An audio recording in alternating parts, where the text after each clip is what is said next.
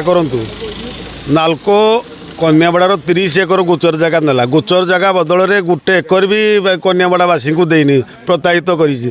ତା ବଦଳରେ ଆମେ ବାରମ୍ବାର ଏ ପ୍ରଶ୍ନ ଉଠେଇଛୁ ଏବଂ ନାଲକୋ ନେର କରିଦେଇଛି। ସେଥିପାଇଁ ଆମେ ଆସିଥିଲୁ ଗେଟ୍ଟାକୁ ନେର କରିବା ସହିତ ଏବେ ଗେଟ୍ଟାକୁ ବନ୍ଦ କରିବା ପାଇଁ ଚାହୁଁଛନ୍ତି। କ'ଣ ଅସୁବିଧା? ଅସୁବିଧା ତ ବହୁତ। କେତେ ଲୋକ ଆସୁଛନ୍ତି? ଆପଣ ଲୋକ କେତେ ପରିବାର ରହୁଛନ୍ତି ସେଠି? ପରିବାର 100ରୁ ଏଭବ, 100ରୁ ଏଭବ ତ 150-200 ଏମିତି ପରିବାର ରହୁଛନ୍ତି। ଆଉ ଆଚ୍ଛା, କ'ଣ ଦାବି ଆପଣ ଉପସ୍ଥାପନ? ଦାବି ଆମର ଯେ ଗେଟ୍ଟାକୁ ପୁରା ସମ୍ପୂର୍ଣ୍ଣ ଖୋଲା ଯାଉ, ସେଠି ସିକ୍ୟୁରିଟି ଦିଆଯାଉ, ଯେମିତି ଅନ୍ୟ ଗେଟ୍ରେ ଦିଆହେଉଛି ସିକ୍ୟୁରିଟି ଦିଆଯାଉ। ତା ସହିତ ଗେଟ୍କୁ ଚଉଡ଼ା କରାଯାଉ, ଯେଉଁ ନେରୁ କରାହେଇଛି, ଯେମିତି ଆମର ପିଲାମାନେ ଯେମିତି ଗାଡ଼ିରେ ଯିବା ଆସିବା କରିପାରିବେ। ତାପରେ ଏତେ ନେରୁ କରାହେଇଛି, ଏପଟୁ ଗୋଟେ ବାଇକ୍ ଗଲାକୁ ସେପଟୁ ଗୋଟେ ବାଇକ୍ ଆସିଲା ବେଳକୁ ଆମେ ଠିକ୍ରେ ଯାଇପାରୁନାହାନ୍ତି, ଆକ୍ସିଡେଣ୍ଟ ହେବାର ବି ପ୍ରୋବ୍ଲେମ୍ ରହୁଛି। ତାପରେ ଗେଟ୍ କଲା ପରେ ଆମର ଆମ୍ବୁଲାନ୍ସଟା ଠିକ୍ରେ ଯିବା ଆସିବା କରିପାରିବ। ତା ସହିତ ପିଲାମାନେ ଠିକ୍ରେ ଯିବେ, ତାମାନେ ଆମର ପେସେଣ୍ଟ ବୁଢ଼ାବୁଢ଼ୀ ମାନେ ବି ଅଛନ୍ତି ନା, ତେଣୁ ପେସେଣ୍ଟ ମାନେ କେମିତି ସୁବିଧାରେ ଯାଇପାରିବେ, ବାହାରକୁ ମେଡ଼ିକାଲ ଯାଇପାରିବେ, ସେଇ ସୁବିଧା କରିବା ପାଇଁ ଆମେ କେବଳ ନାଲକୋକୁ ଆସିଛୁ। ଦୁଇଟା ଦାବି ନେଇକରି ଆସିଥିଲୁ।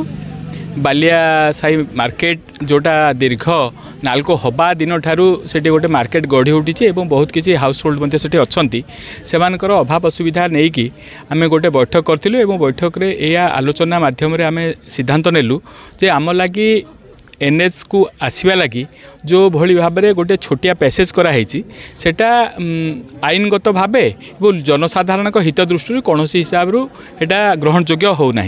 तेणु आम बैठक कलु एवं अति कम रे गोटे 4 व्हीलर गाड़ी 4 चकिया गाड़ीटे अति कम से मार्केट भितर को एवं जनसाधारण जो मैंने से घर करके जदि अति कम 10-12 फुट्र रास्ताटे न हुए ताहले कौन सी लोक व्यक्ति विशेष आजिकल जाई आसी पारिबो नाही। तार चाउल बस्ताटे आज नब कि आज ता घर तैयारी करने लगी तार सरंजाम दरकार अच्छी से लगी आम भावुलु जे से रास्ताटा बहुत छोट होती तेणु से छोट रास्ताटा को चौड़ा करा जाऊ।